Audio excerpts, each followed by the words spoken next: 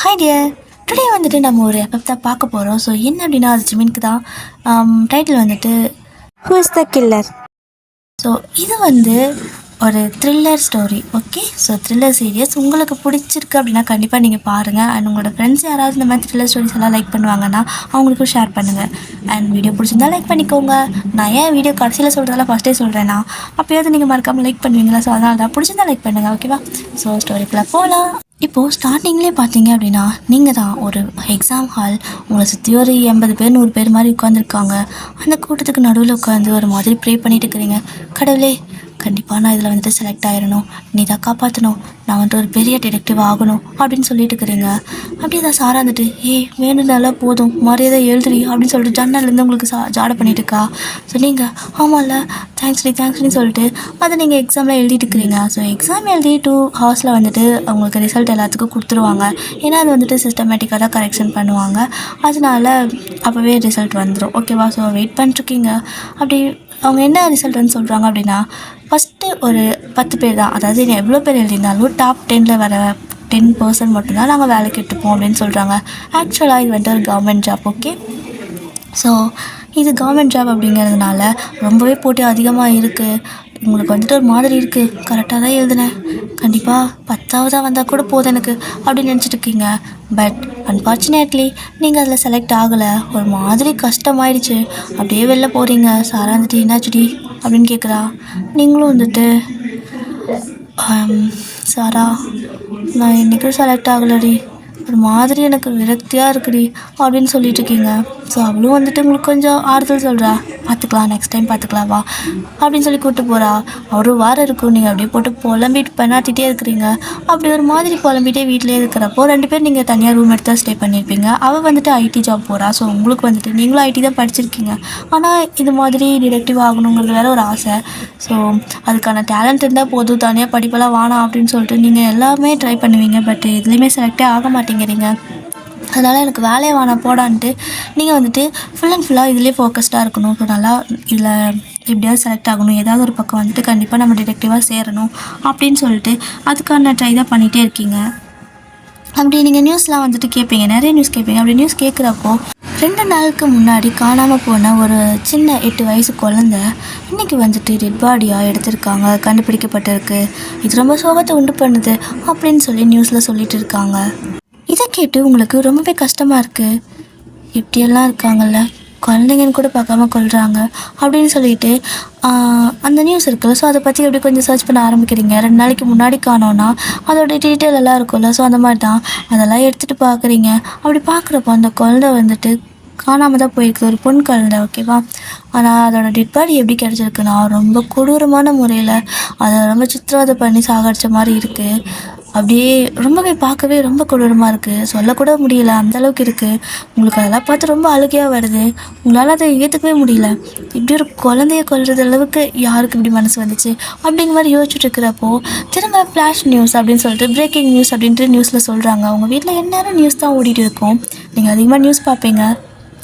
அப்போது 2 நாளுக்கு முன்னாடி ஒரு குழந்தை காணாமல் போய் இன்றைக்கி வந்துட்டு சடலமாக மீட்கப்பட்ட நிலையில் மீண்டும் மற்றொரு குழந்தை காணாமல் போனதாக கேஸ் வந்துட்டு பதிவு பண்ணப்பட்டிருக்கு அப்படின்னு சொல்லிட்டு நியூஸில் சொல்கிறாங்க. இதை கேட்டு செம்ம கோவம் வருது உங்களுக்கு. என்னது, 2 நாளைக்கு ஒருக்கா ஒரு குழந்தை கொல்லுவாங்களா என்ன?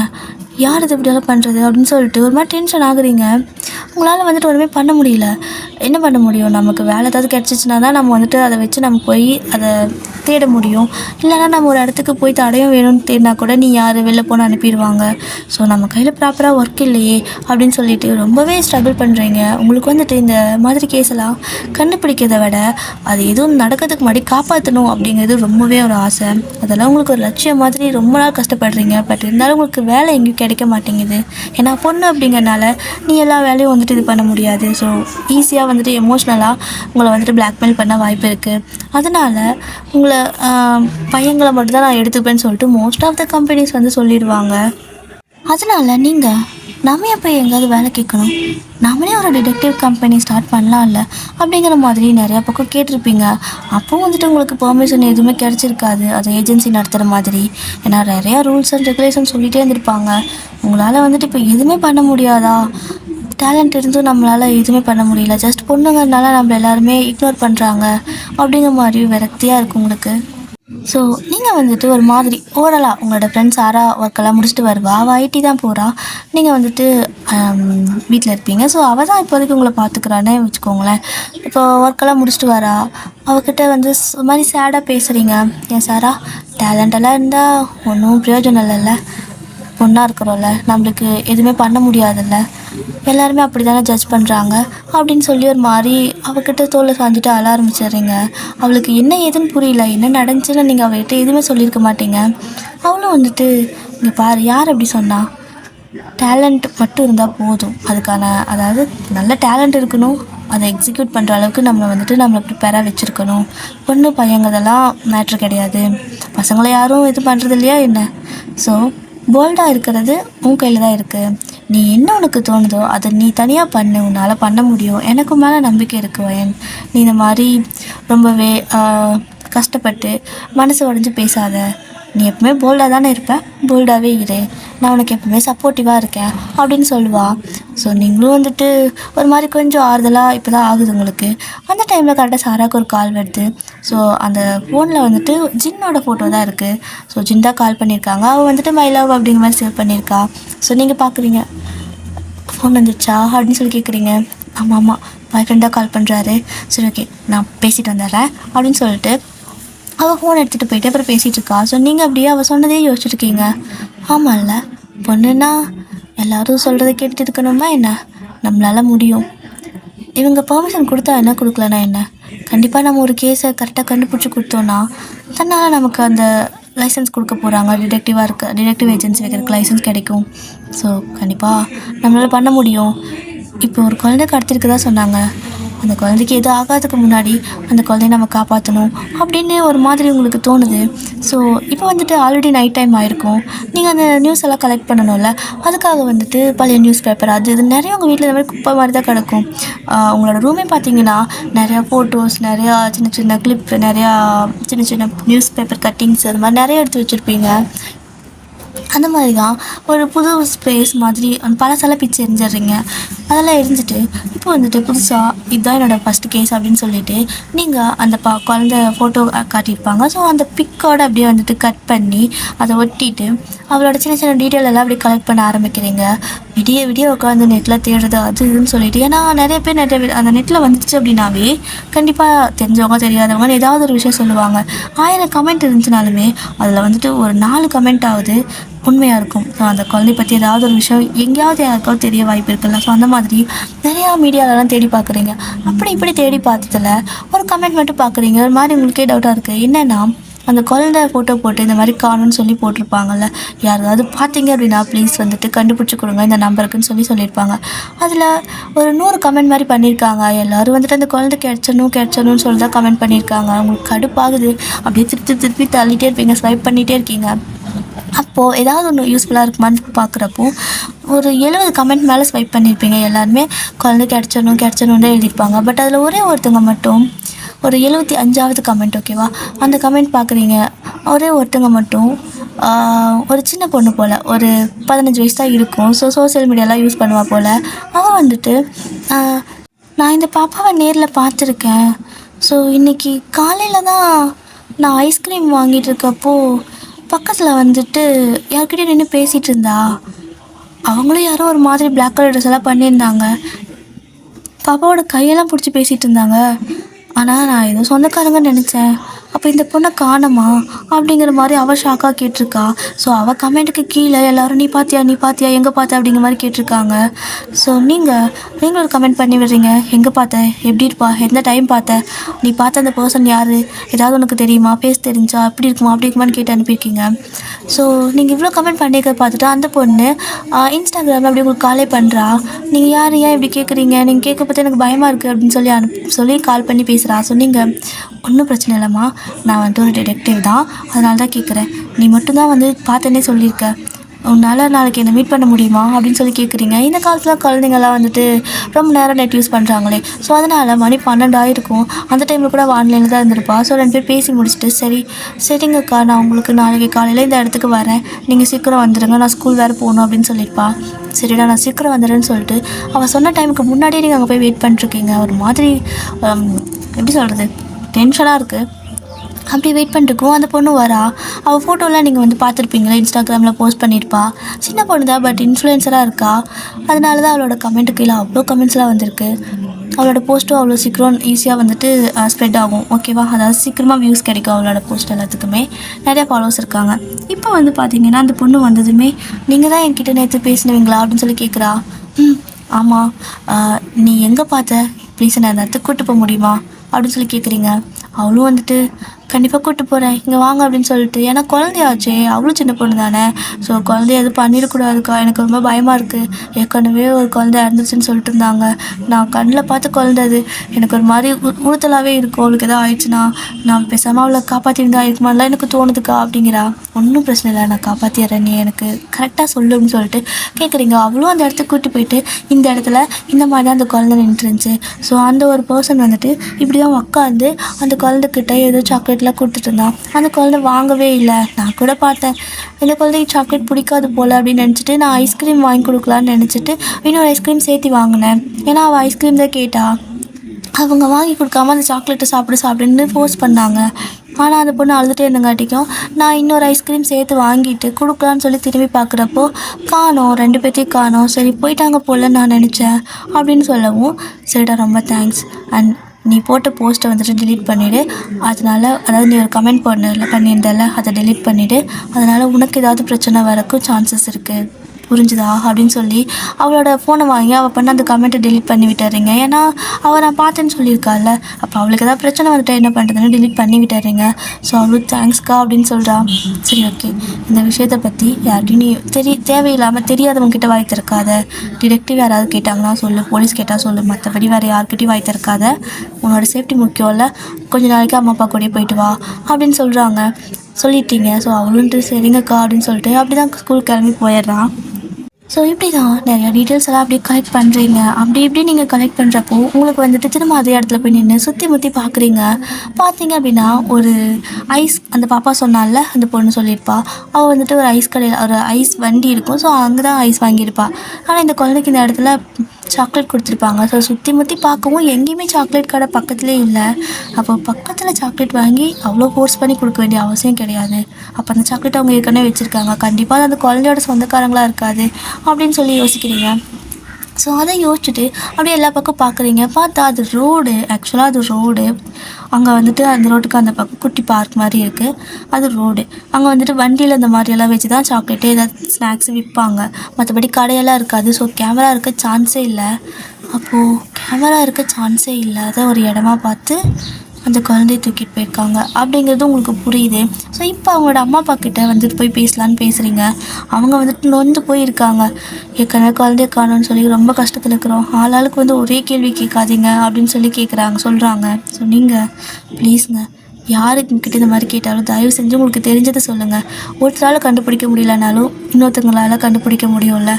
ஸோ டிடெக்டிவ் இல்லை போலீஸ் இந்த மாதிரி யார் வந்து கேட்டாலும் தயவு செஞ்சு உங்களுக்கு தெரிஞ்ச உண்மையை நீங்கள் சொல்லுங்கள் அப்படின்னு சொல்லிவிட்டு நீங்கள் ஒரு மாதிரி எமோஷ்னலாக பேசவும் அவங்களும் சரிம்மா அப்படின்னு சொல்லிட்டு அவங்களுக்கு அதான் சரின்னு தோணுது. ஏன்னா ஒரு ஆள்கிட்ட சொல்லி அவங்க பண்ண முடியலனாலும் ஒரு 4 பேர்த்துக்கிட்ட சொன்னோன்னா யாரும் ஒருத்தராவது பண்ணலாம்ல, சான்ஸ் இருக்குல்ல, கண்டுபிடிக்கலாம்ல அப்படின்னு சொல்லிட்டு அவங்களும் எல்லாமே சொல்கிறாங்க. அவங்க சொன்ன டீட்டெயில் எல்லாமே வாங்கிக்கிறீங்க. அப்படி உங்கள் வீட்டுக்கு போகிறீங்க. ஸோ போயிட்டு எல்லாத்தையும் எழுதி ஒட்டிட்டு ரொம்ப ஒரு மாதிரி யோசிச்சிட்டே இருக்கீங்க.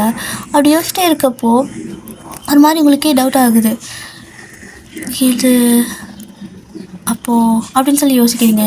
எங்கேயும் உங்களுக்கு அந்த ஒரு பர்சனை வந்துட்டு பார்த்த மாதிரி ஒரு சடனாக ஒரு தாட் வருது. ஏன் அப்படி வருதுன்னு தெரியல, ஆனால் ஏன் எனக்கு ஒரு மாதிரி தாட் வந்துச்சு, அவள் சொன்ன ஹைட்டு, வெயிட்டு, அந்த ட்ரெஸ்ஸு அதெல்லாம் பார்த்தா அப்படிங்கிற மாதிரி யோசிச்சிட்டே இருக்கீங்க.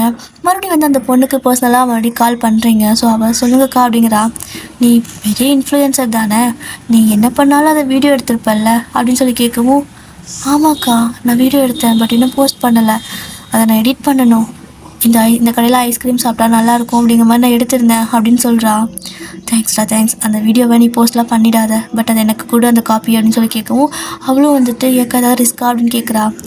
ஏய் லாஸ்ட்டாக நீ தான் அந்த குழந்தை பார்த்துருக்க, அதுவும் இல்லாமல் அந்த வீடியோ எடுத்து நீ லீக் பண்ண அப்படின்னா கண்டிப்பாக உனக்கு ஏதாவது பிரச்சனை வரும். ஸோ ஃபஸ்ட்டு எனக்கு அந்த வீடியோ கிளிப்பை கூட குழந்தைய கண்டுபிடிக்கலாம் அப்படின்னு சொல்லவும் சரி அப்படின்னு சொல்லிட்டு அவ்வளோ அனுப்பி விடுறா. அப்படி பார்க்குறப்போ நீங்கள் நோட் பண்ணுறது என்னென்னா, அவர் ஒரு ஜாக்கெட் போட்டிருக்காரு. ஸோ ஃபேஸ் தெரியல, பின்னாடி தான். ஏன்னா இந்த பக்கம் அந்த குழந்தைகிட்ட திரும்பி பேசிகிட்டு இருக்கிறப்போ இந்த பொண்ணு அதுக்கு முன்னாடி இருக்கிற கடையில் நின்றுட்டு இருந்திருப்பா. ஸோ அவளே பின்னாடி திரும்பி அந்த குழந்தைய பார்த்துருப்பா. ஸோ அப்படி பார்க்குறப்போ முதுகு சைடு மட்டும்தான் தெரியுது. ஒரு மாதிரி ஹூடி போட்டிருக்காங்க, பிளாக் கலர் ஷூ போட்டிருக்காங்க. ஸோ அந்த ஷூவோட பிராண்டு எல்லாமே ஜூம் பண்ணி பார்க்குறீங்க. ஏதேதோ வந்துட்டு உங்களுக்கு ஒரு மாதிரி இருக்குது. எல்லாத்தையும் வந்துட்டு நோட் பண்ணி எழுதி வச்சுக்கிறீங்க. ஸோ அப்படி வச்சுட்டு ஒரு மாதிரி டவுட்டாகவே இருக்கவும், இது எந்த கடையில் வாங்கியிருப்பாங்க அப்படி இப்படின்னு சொல்லிட்டு ரொம்ப யோசித்து பார்த்தா புது ஷூ மாதிரி இருக்குது. எல்லாமே புதுசாக இருக்க மாதிரி இருக்குது. எல்லாமே புதுசாக இருக்குன்னா ஒரு வேளை பக்கத்தில் எங்காவது வாங்கியிருப்பாங்களான்ட்டு திரும்ப எஞ்சி போகிறீங்க. வெளியே தான் போய் அதே இடத்துல பக்கத்தில் ஏதாவது ஷாப் இருக்கா அப்படிங்கிற மாதிரி தேடுறீங்க. ஒரு 1/2 கிலோமீட்டருக்கு அந்த பக்கம் ஒரு பெரிய மால் மாதிரி இருக்குது. ஸோ அந்த மாலில் வந்துட்டு இந்த மாதிரி எல்லா பிராண்டட் திங்ஸும் கிடைக்கும். ஸோ அங்கே வந்துட்டு யாராவது இந்த மாதிரி நேற்று வாங்கினாங்களா அப்படின்னு சொல்லி கேட்குறீங்க. ஸோ அவங்க நிறைய பேர் வாங்கினாங்க அப்படின்னு சொல்கிறாங்க. இல்லை, இந்த ட்ரெஸ்ஸாக இதாக போட்டிருப்பாங்களே, சரி ஓகே, இந்த மாதிரி ஹூடி அண்ட் ஷூ இந்த மாதிரிலாம் மட்டும் வாங்கினது யாராவது இருக்காங்களா, இவ்வளோ ஹைட்டு இப்படி இருக்குது, இந்த மாதிரி எல்லாம் அதாவது ஒரு சின்ன க்ளூ கிடைக்குமா அப்படின்னு சொல்லி கேட்குறீங்க. என்ன மேம், அந்த குழந்தை காணாமல் போன கேஸா அப்படின்னு சொல்லி கேட்குறாங்க. ஆமாங்க அப்படின்னு நீங்கள் சொல்லவும், கண்டிப்பாக எங்களால் முடிஞ்ச ஹெல்ப்பை பண்ணுறோம், ஏற்கனவே ஒரு குழந்தை இறந்துச்சுல அப்படின்னு சொல்லிட்டு அவங்களும் இருக்கிற சிசிடிவி ஃபுட்டேஜ் எல்லாம் போட்டு காட்டுறாங்க. ஸோ நீங்கள் அதெல்லாமே பார்த்துட்ருக்குறீங்க. ஸோ அப்படி நீங்கள் எல்லாத்தையும் பார்த்துட்டு ஒரு மாதிரி உங்களுக்கு ஒரு கொஞ்சம் விட்டுருந்தாங்க, அதாவது கொஞ்சம் நேரம் விட்டுருந்தாங்கன்னா உங்களுக்கு அந்த டீட்டெயில்ஸ் ஃபுல்லாகவே கிடச்சிருக்கும். நீங்கள் அந்த பர்சனை பார்த்தே இருந்திருக்கலாம்.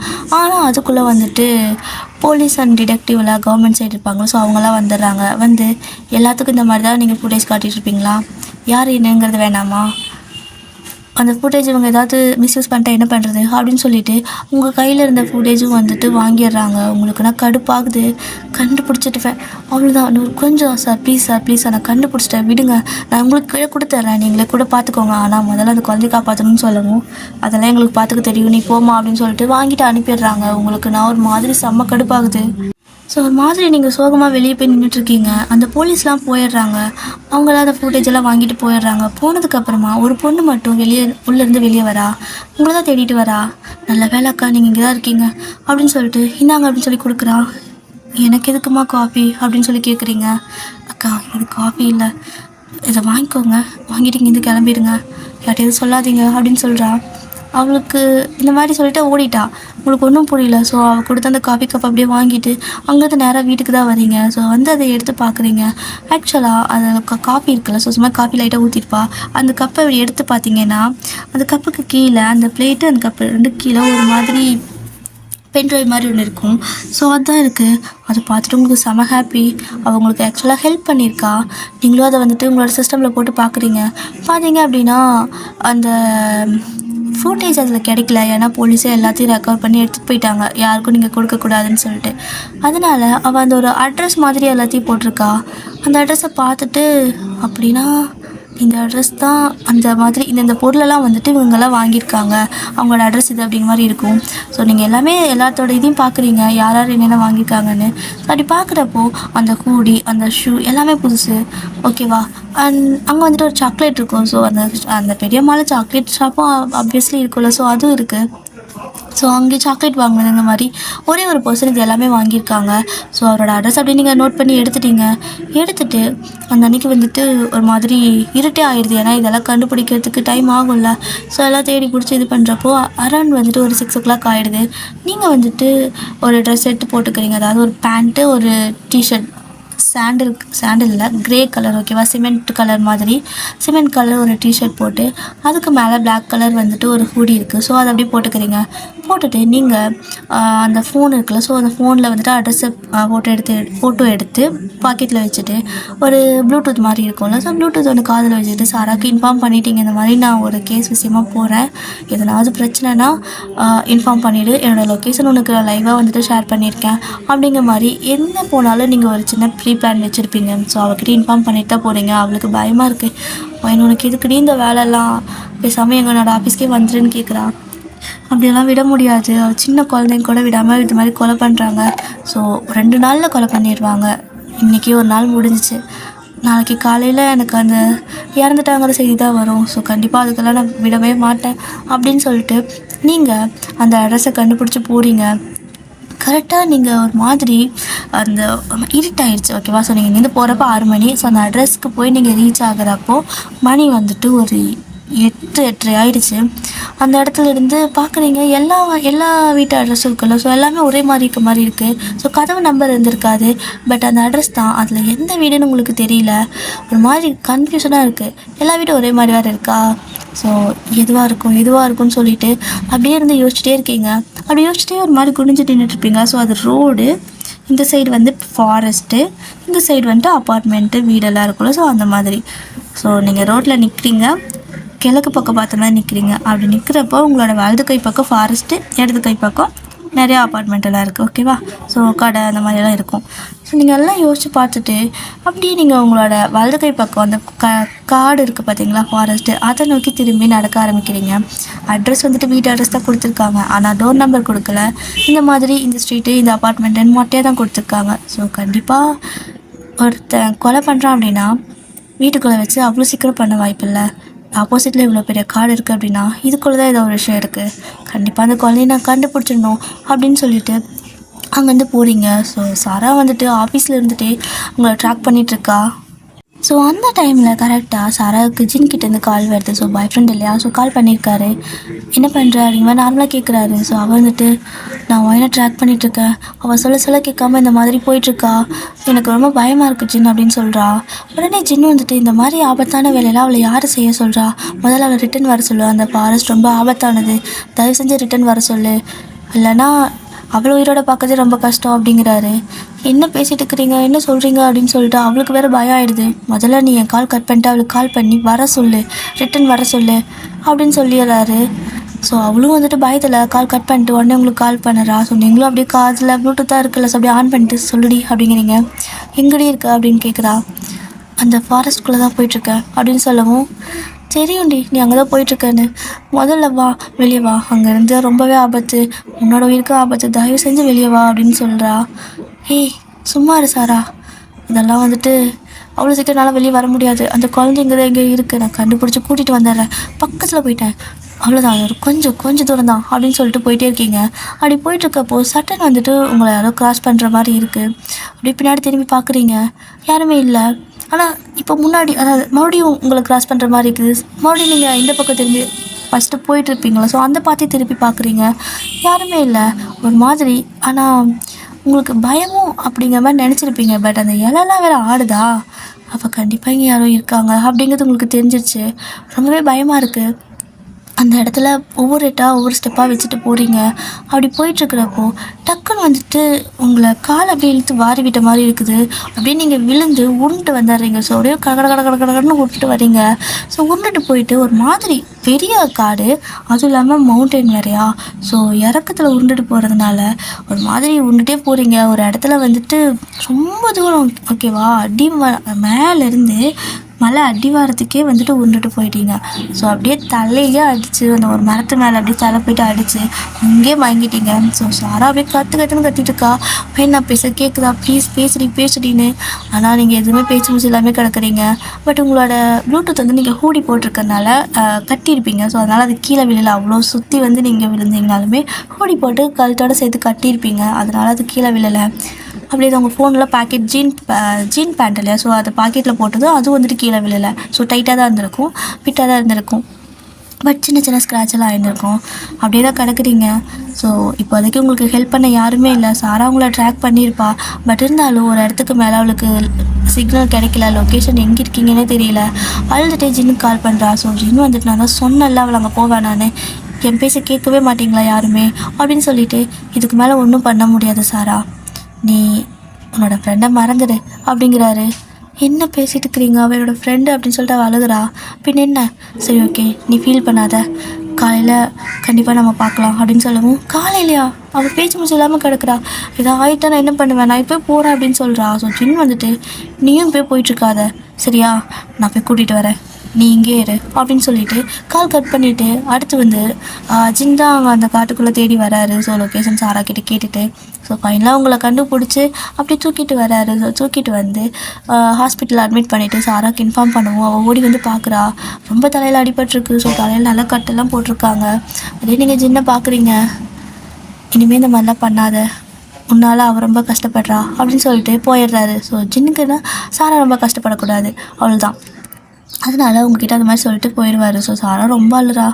இதெல்லாம் வேணான்னு சொன்னல, கால் தடிக்கி எப்படி விழுந்திருக்கு பாரு அப்படின்னு சொல்லவும், நீங்கள் சாரா நான் கால் தடிக்கி விழலை அப்படின்னு சொல்கிறீங்க, அப்புறம் அப்படின்னு சொல்லி கேட்குறா.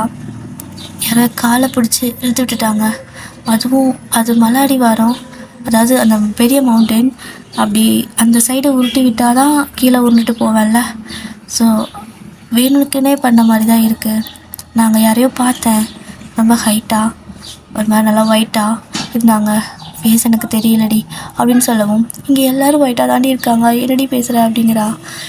இல்லை பட் ஹைட்டாக இருந்தாங்க, ஆனால் என்னால் அவங்க ஸ்மெல் பண்ண முடியல. லைட்டாக அவங்களோட ஸ்மெல் எனக்கு தெரியும், ஆனால் ஃபுல்லாக தெரியல. நான் கொஞ்சம் தூரத்துலேருந்து தான் என்னால் ஸ்மெல் பண்ண முடிஞ்சுது அப்படிங்கிற மாதிரி சொல்கிறீங்க. அவள் வந்துட்டு இந்த வேலையெல்லாம் இதோட விட்டு ப்ளீஸ், எனக்கு நீ மட்டும்தான் இருக்க அப்படின்னு அலறா. ஏன் அப்படின்னா சாராவும் நீங்களும் ஒரு ஆசிரமத்தில் தான் வளர்ந்துருப்பீங்க, அம்மா அப்பாலாம் யாருமே கிடையாது. ஸோ அங்கே வளர்ந்து 2 பேரும் நல்லபடியாக படித்து அதுக்கப்புறம் அங்கேருந்து வெளில வந்திருப்பீங்க. அதனால 2 பேரும் ஒரு ரூம் எடுத்து ஒரு வீடு, ஓகேவா, ஒரு அப்பார்ட்மெண்ட் மாதிரி வீடு எடுத்து தங்கியிருக்கீங்க. ஸோ சாரா தான் உங்களை ஃபுல்லாகவே பார்த்துக்கிறா. இப்போதைக்கு உங்களுக்கு எந்த வேலையும் இல்லை அப்படிங்கிறதுனால. அதுவும் இல்லாமல் அவள் உங்களை ஏதோ ஒரு வேலைக்கு ஃபோர்ஸும் பண்ணுறதில்ல, உனக்கு பிடிச்சத பண்ணு, ஆனால் இந்த டிடெக்டிவ் வேலை மட்டும் வேணாம் அப்படின்னு சொல்லுவாள். பட் நீங்கள் கேட்கவே மாட்டீங்க. பட் அதுக்காக அவங்கள கஷ்டப்படுத்தவும் விரும்பலை, அவளே எல்லாத்தையும் பார்த்துக்கிறா. ஸோ அவள் சேலரி நல்லபடியாக நிறையா தான் இருக்குது. அதனால் கொஞ்சம் காசு வந்து அவள் ஆசிரமத்துக்கும் பேலன்ஸ் காசு உங்கள் 2 பேர்த்தோட செலவுக்கும் வச்சுக்குவா. ஸோ அவள் தான் உங்களை ஃபுல் அண்ட் ஃபுல் இத்தனை நாளாக வந்து கேரி பண்ணி பார்த்துக்கிறா, ஆசிரமத்துலேருந்து வெளில வந்து அதுலேருந்து. ஸோ இன்றைக்கி மார்னிங் ஆயிடுச்சு இல்லையா, அப்படியே நியூஸ் வந்துட்டு ஹாஸ்பிட்டலில் நியூஸ் சேனல் போட்டிருப்பாங்கள்ல, நீங்கள் அப்படியே பார்க்குறீங்க அந்த நியூஸ் சேனலை. அதில் வந்துட்டு ஃப்ளாஷ் நியூஸ், பிரேக்கிங் நியூஸ்ன்னு சொல்கிறாங்க. அப்படியே அந்த கட்டு போட்டதோட அந்த சத்தத்தை கேட்டு எஞ்சி ஓடி போய் அந்த டிவி கிட்டே நின்று பார்க்குறீங்க. பார்த்தா நேற்று காலையில் காணாமல் போன குழந்தை இன்றைக்கி சடலமாக கண்டுபிடிப்பு அப்படிங்கிற மாதிரி சொல்லியிருக்காங்க. அதுவும் வேறு ஒரு இடத்துலேருந்து. உங்களுக்கு ஒன்றுமே புரியல. அந்த அட்ரஸ் அங்கே தானே இருந்துச்சு, வேறு ஒரு இடத்துல இருந்து கண்டுபிடிச்சாங்கன்னா இதுக்கு முன்னாடி இருந்த குழந்த அதை வேறு ஒரு பிளேஸில் தானே எடுத்தாங்க. அப்போது கடத்தி டிஃப்ரெண்ட் பிளேஸில் போட்டுடுறானா கொன்று அப்படிங்கிற மாதிரி ஒரு சின்ன க்ளூ கிடைக்கிது. ஆனால் அந்த குழந்தைங்களால் காப்பாற்ற முடியல, ஒரு மாதிரி ரொம்ப கஷ்டமாக இருக்குது. அந்த நியூஸ் முடிஞ்ச கையோட திரும்ப பிரேக்கிங் நியூஸ் சொல்கிறாங்க. என்னன்னு பார்த்தா மறுபடியும், அதாவது ஆல்ரெடி 2 குழந்தைங்க காணாமல் போயிட்டு இறந்து சடலமாக மீட்கப்பட்ட நிலையில் இப்போது இன்னொரு குழந்த 8 வயசு குழந்தை காணோம் அப்படின்னு சொல்கிறாங்க. ஒரு மாதிரி இந்த நியூஸ் வந்துட்டு இப்போ ஒரு மாதிரி ரொம்ப வைரலாக போகுது. ஏன்னா ஒரு குழந்தை காணானா ஏதாவது சொல்லலாம், பட் தொடர்ந்து 2 நாளைக்கு ஒருக்கா ஒரு குழந்தை காணாமல் போகுது. ஒரு நாள் தான் அதை வச்சுருக்காங்க, அடுத்த நாள் கொண்டாடுறாங்க. அது கொண்டு 1 மணி நேரத்தில் அடுத்த குழந்தை காணாமல் போகுதுன்னா எல்லோரும் பயமாக இருக்கும்ல. குழந்தைங்க வச்சுருக்கவங்களாம் அப்படியே வயிற்றில் புளியை கரைச்சிட்டு இருக்காங்க. அவ்வளோ ஒரு மாதிரி கொரியா ஃபுல்லாக அந்த நியூஸ் வந்து பரகுது. எல்லோரும் குழந்தைங்கள ஸ்கூலுக்கு கூட அனுப்ப மாட்டேங்கிறாங்க. ஸோ நீங்கள் இந்த நியூஸை கேட்டதுமே இதுக்கு மேலே ஒரு நிமிஷம் கூட நான் லேட் பண்ண முடியாது, சாரி சாரா அப்படின்னு சொல்லிட்டு அங்கே இருந்த ஹாஸ்பிட்டல் வந்து அப்படியே எழுந்து ஓட ஆரம்பிச்சிடுறீங்க. அப்படியே ஹாஸ்பிட்டல் ட்ரெஸ்ஸோடைய தலையில் கட்டோட கையெல்லாம் ஒரு மாதிரி ட்ரிப்ஸ் போட்டிருப்பாங்கள்ல, பிச்சை அணிஞ்சிட்டு தான் வந்திருப்பீங்க.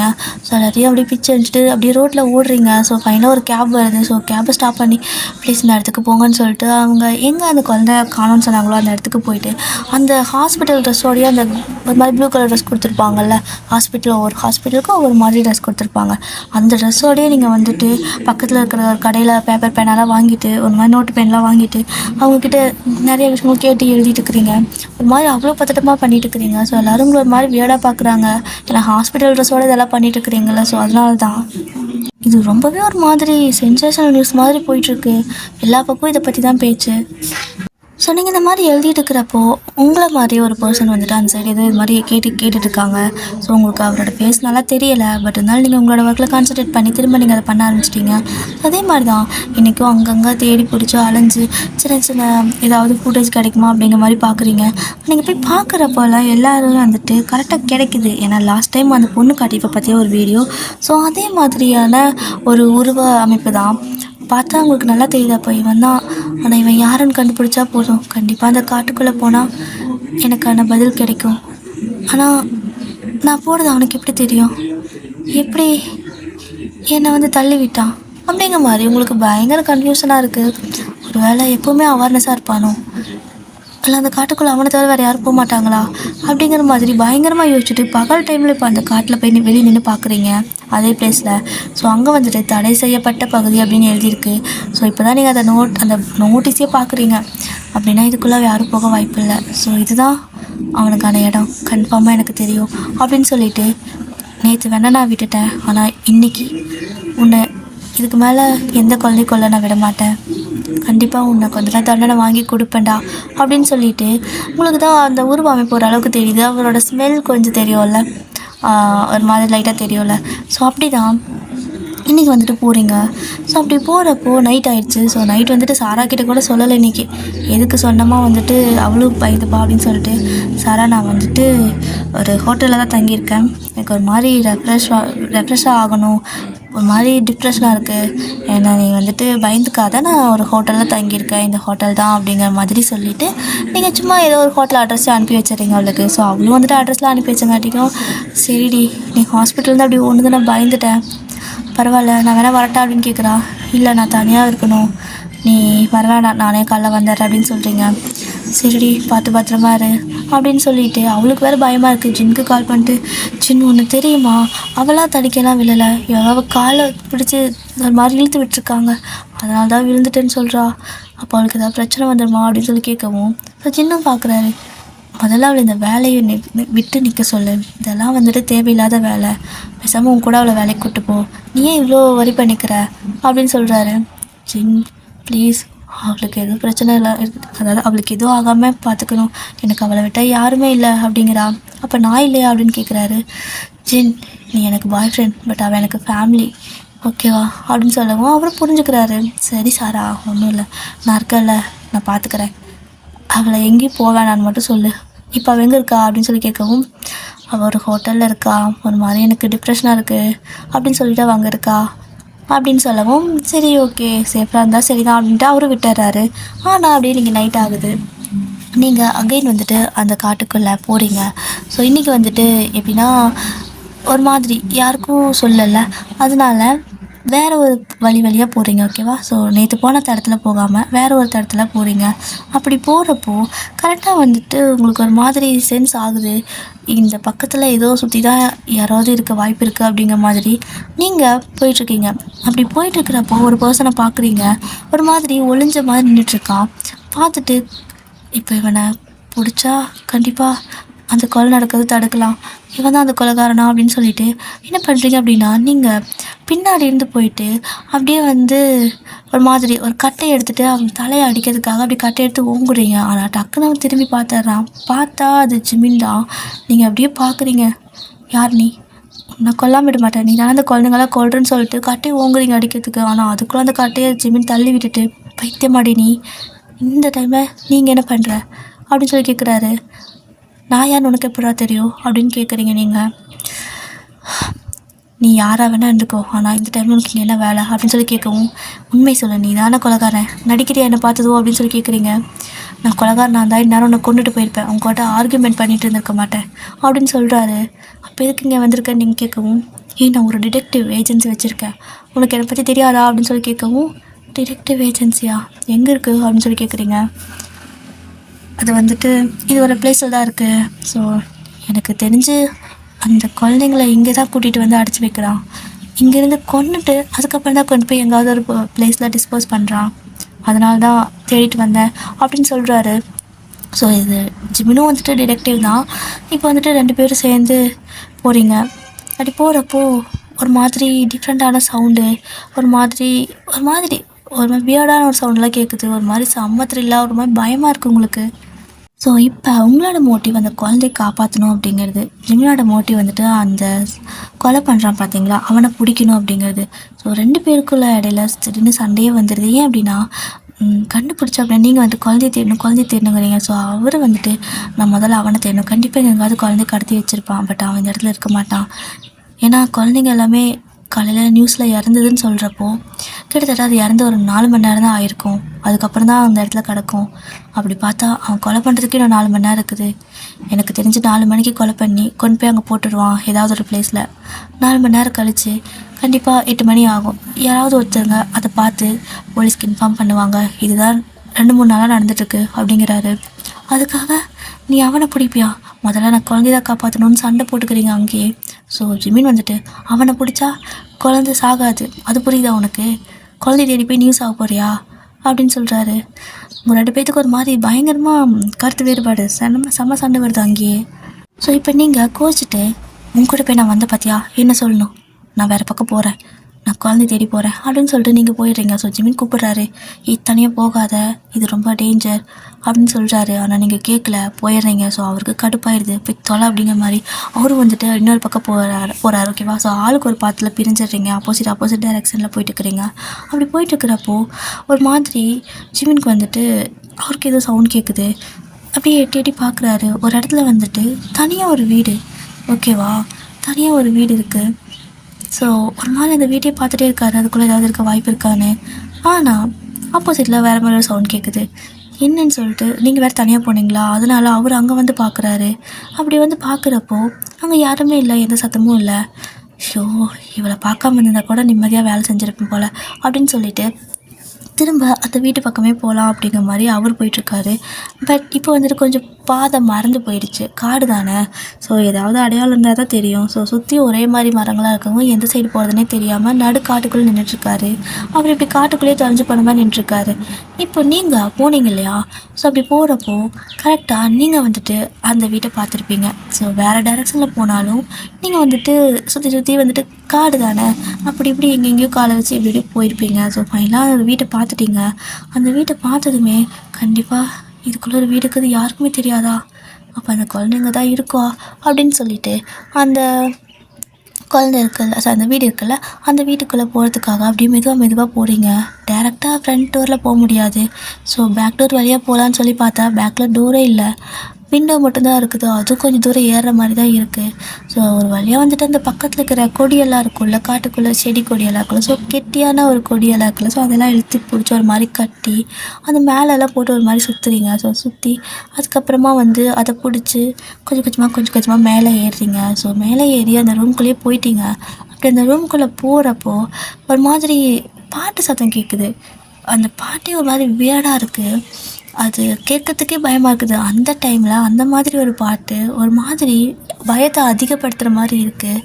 ஸோ உங்களுக்கு அது மாதிரி கை காலம் நடுக்கமாக இருக்குது. பட் இருந்தாலும் வந்துட்டு பரவாயில்ல, குழந்தைங்க தான் இருக்கும் அப்படின்னு சொல்லிட்டு நீங்கள் போகிறீங்க. உள்ளே போயிட்டு எல்லா பக்கம் சுற்றி தேடுறீங்க. எங்கேயுமே எந்த ஒரு சின்ன தடையும் யாரும் இருக்கிற மாதிரி இல்லை. என்ன இது, க்ளீனாக இருக்குது ஆனால் யாரும் இருக்க மாதிரியே இல்லை. காட்டுக்குள்ளே இருக்க வீடாக இருந்தால் க்ளீனாக இருக்க வாய்ப்பு இல்லைல்ல அப்படின்னு தோணுது. ஸோ கண்டிப்பாக இங்கே தான் எங்கேயாவது இருக்க வாய்ப்பு இருக்கும் அப்படிங்கிற மாதிரி நினச்சிட்டு நீங்கள் என்ன பண்ணுறீங்க அப்படின்னா அந்த இடத்த சுற்றியும் பார்க்குறீங்க. மேலே எதுவும் இருக்க மாதிரி இல்லை, சைடில் ரூமில் எதுவுமே இல்லை. ஆனால் உங்களுக்கு ஒரு மாதிரி டிஃப்ரெண்ட்டாக இருக்குது. அந்த இடத்துலேருந்து விண்டோ கிட்டே எட்டி பார்க்குறீங்க. பார்த்தா நீங்கள் மேலே ஒரு ஃப்ளோரில் இருக்கிற மாதிரி இருக்குது. ஆனால் நீங்கள் உள்ளே வந்து பார்த்தீங்கன்னா ஒரே ஒரு ஃப்ளோர் தான் இருக்க மாதிரி இருக்கா. ஸோ கண்டுபிடிச்சிட்டிங்க, கீழே வந்துட்டு ஒரு பேஸ்மெண்ட் இருக்குது அப்படிங்கிறத. ஸோ அந்த பேஸ்மெண்ட் எந்த இடத்துல ஓப்பன் ஆகுதுன்னு தெரியல, எல்லா இடத்துலையும் கீழே தேடி பார்க்குறீங்க.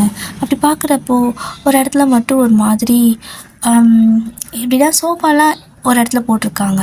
பட் ஒரே ஒரு சின்ன தனி சோஃபா மட்டும் தனியாக போட்டிருக்காங்க. அது மட்டும் டிஃப்ரெண்ட்டாக வேறு இடத்துல இருக்கவும் அதை அப்படியே இழுக்கிறீங்க. ஸோ மெதுவாக அப்படியே இழுத்து வச்சு பார்த்தா அதுக்கு அடியில் ஏதோ ஒன்று ஓப்பன் பண்ணுற மாதிரி இருக்குது.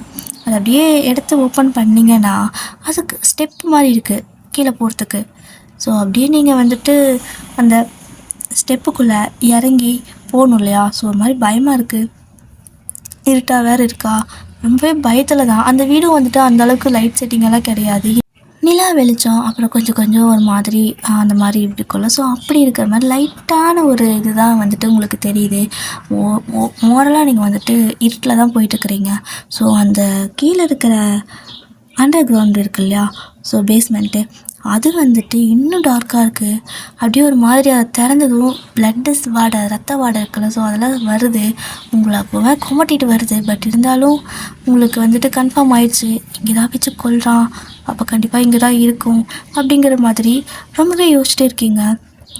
பயங்கரமாக போகிறதுக்கே அதாவது உள்ளே போகிறதுக்கே அவ்வளோ யோசிக்கிறீங்க. ஏன்னா அவ்வளோ பயமாக இருக்குது. அவ்வளோ ரத்த வாடை, எவ்வளோ பேர்த்த கொண்டிருப்பார் தெரியலையே அப்படின்னு சொல்லிட்டு நீங்களும் வந்து அந்த ஸ்டெப்பில் இறங்கி போகிறீங்க.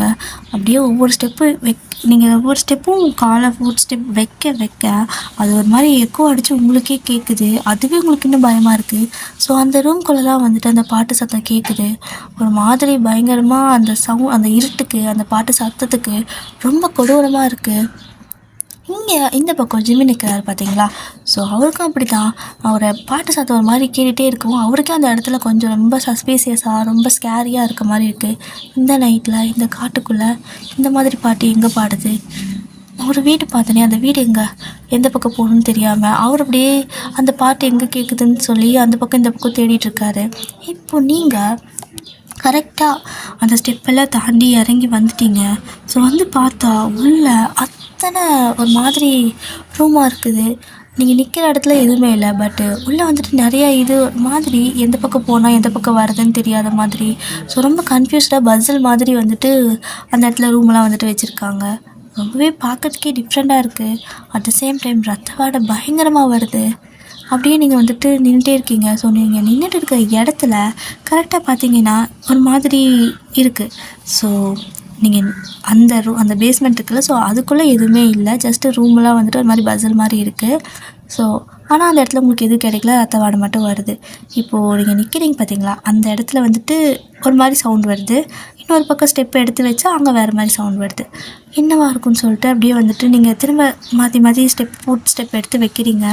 அது வேறு எக்கோ அடிச்சு உங்கள் காதுக்கு டபுளாக கேட்குது. அது வேறு பயம்தான். பட் இருந்தாலும் அங்கே ஏதோ டிஃப்ரெண்ட்டாக இருக்கிறத நோட் பண்ணிவிட்டு அப்படியே அந்த இருட்டிலேயே நீங்கள் அந்த ஒரு இரும்பு மாதிரி இருக்குது. ஸோ அது வந்துட்டு இந்த தொட்டியெல்லாம் நம்ம ஊரில் மூடி வைப்பாங்கள்ல, ஸோ நிலத்தொட்டிக்கெல்லாம் மூடி வைப்பாங்கள்ல ஒரு இரும்பு இது. ஸோ அந்த மாதிரி தான் இதுவும் அங்கே இருக்குது. நீங்கள் ஒரு மாதிரி செம்ம பயத்தோட அப்படியே அந்த கையை அப்படியே ஸ்லோ மோஷனில் தான் கொண்டு போகிறீங்க. நடுங்குது கையெல்லாம். ஸோ உங்களோட ரைட் ஹேண்ட் வந்துட்டு ரொம்பவே நடுங்குது அதை போய் தொடுறதுக்கே. ஏன்னா அது மேலேயே அத்தனை பிளட் ஸ்டைனாக இருக்குது. அப்படியே உங்களோட ரைட் ஹேண்டை வச்சு உங்களோட லெஃப்ட் ஹேண்டை வச்சு ரைட் ஹேண்டை நல்லா டைட்டாக பிடிச்சிக்கிறீங்க. அந்த மணிக்கட்டு சொல்லுவாங்களா ரிஸ்ட்டு, ஸோ அந்த இடத்த நல்லா கெட்டியாக பிடிச்சிக்கிறீங்க. ஏன்னா அவ்வளோ நடுக்கமாக இருக்குது. அப்படி வேர்த்து கொட்டுது. மூச்சு விட முடியல. ஏன்னா பேஸ்மெண்ட் இல்லையா, ஸோ காற்று அது ஏர் வென்டிலேஷன் ரொம்ப கம்மியாக இருக்குது. ஸோ உங்களால் மூச்சை விட முடியல. அப்படியே அந்த கை நடுக்கத்துக்கும் அந்த வேர்த்து கொட்டிகிட்டு இருக்குது. அப்படியே கை அப்படியே பிடிச்சிக்கிட்டு கீழே அப்படியே அந்த இதை எடுக்கலான்னு குனிறீங்க. ஸோ அப்படி குனிகிறப்போ ஒரு சத்தம், நான் தப்பு பண்ணிட்டேன், நேற்றே உன்னை கொன்று இருக்கணும் அப்படின்னு. ஸோ திரும்பி பார்க்குறீங்க. பார்த்தா ஃபுல்லாக வந்துட்டு கவர் பண்ணியிருக்காங்க. ஃபேஸ் கண் எதுவுமே தெரியல. ஜஸ்ட்டு ஃபுல் அண்ட் ஃபுல் வந்துட்டு கவர் பண்ணியிருக்கிறாங்க. நல்லா வந்துட்டு பிளாக் கலர் இதில் வந்துட்டு கவர் பண்ணியிருக்காங்க. ஓகேவா? ஸோ அப்படி போட்டிருக்கவும் உங்களுக்கு அது யாருன்னே பார்க்க முடியல.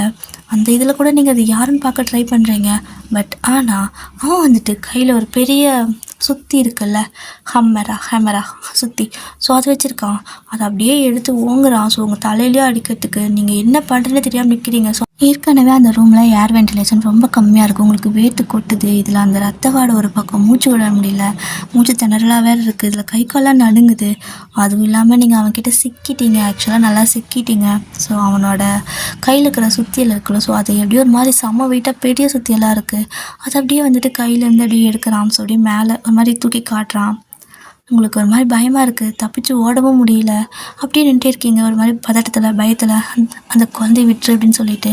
ஸோ அவன் நேற்றே உன்னை கொண்டு இருக்கணும், இல்லைனா இன்றைக்கி இவ்வளோ தூரம் மோப்பம் பிடிச்சி வந்திருப்பேன் என்ன அப்படின்னு சொல்லிட்டு அப்படியே அந்த ஹெம்மர் இருக்குல்ல, ஸோ என்ன சுற்றியில் இருக்குல்ல, ஸோ அதை வந்துட்டு அப்படியே ஓங்கி அப்படியே உங்ககிட்ட கொண்டு வரான். ஸோ நீங்கள் அதை அப்படியே பார்க்குறீங்க.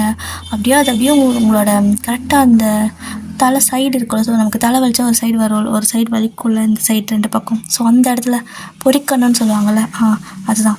ஸோ அந்த இடத்துக்கிட்ட வந்துட்டுருக்கு. ஸோ அப்படியே ஓங்கி அப்படியே அடிக்கிறதுக்கு வரான். ஸோ அப்படியே நீங்கள் பார்த்துட்ருக்கீங்க. ஸோ அந்த ஹம்மர் கரெக்டாக உங்களோட தலைக்கிட்ட அடிக்கிற அளவுக்கு வந்துருச்சு. ஸோ நீங்கள் டக்குன்னு இந்த பக்கம் தள்ளிக்கலாம் அப்படின்னு சொல்லிட்டு நீங்கள் அந்த பதட்டத்தில் ஒரு மாதிரி இந்த சைடு தள்ளுறீங்க. ஸோ அது மிஸ் ஆனங்காட்டிக்கு அவனுக்கு ரொம்ப கடுப்பாயிடுது.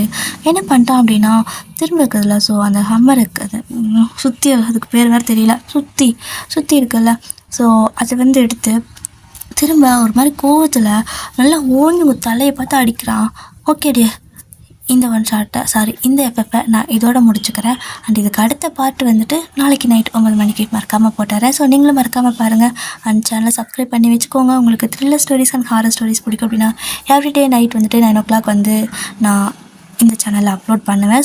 ஸோ உங்களுக்கு இது பிடிச்சிருக்கா அப்படிங்கிறத ஃபஸ்ட்டு எனக்கு சொல்லிடுங்க. ஏன்னா இதை நம்ம கண்டினியூ பண்ணலாமா, அதாவது இதோட நெக்ஸ்ட் ஸ்டெப் நம்ம நாளைக்கு போகலாமா, இது உங்களுக்கு பிடிச்சிருக்கா, சாட்டிஸ்ஃபைடாக இருக்கா, இதை வந்துட்டு கண்டினியூ பண்ணட்டா, என்ன பண்ணட்டும் அப்படிங்கிறத நீங்கள் தான் சொல்லணும். உங்களுக்கு பிடிச்சிருந்தா மறக்காமல் லைக் பண்ணி எனக்கு கமெண்ட் பண்ணுங்கள். அப்போ தான் வந்துட்டு எனக்கும் தெரியும் உங்களுக்கு இது எந்த மாதிரி ஸ்டோரிஸ் பிடிக்கும் அப்படிங்கிறதுனால. ஓகேவா? அண்ட் வேறு என்ன, ஓகே, நீங்கள் பிடிச்சிருந்தா கமெண்ட்டில் சொல்லுங்கள். நான் நாளைக்கு வந்துட்டு, ஏன்னா இதோட அடுத்த பார்ட் நான் நாளைக்கு மார்னிங் தான் ரெக்கார்ட் பண்ணுவேன். ஸோ நைட் போடுறேன் இல்லையா, ஸோ நைட் போடுறதுக்கு மார்னிங் தான் ரெக்கார்ட் பண்ணுவேன். ஸோ உங்களுக்கு பிடிச்ச மாதிரி இருந்துச்சு அப்படின்னா மறக்காமல் எனக்கு கமெண்ட்டில் சொல்லுங்கள். அண்ட் இதோட பார்ட் வந்துட்டு ஒரு த்ரில்லர் சீரிஸ் மாதிரி போகும். ஸோ இந்த ஸ்டோரி எப்படி இருந்துச்சு அப்படிங்கிறத மறக்காமல் கமெண்ட்டில் சொல்லிவிட்டு போங்க. ஓகேவா? ஸோ லைக் பண்ணிக்கோங்க. டடா, சரங்க.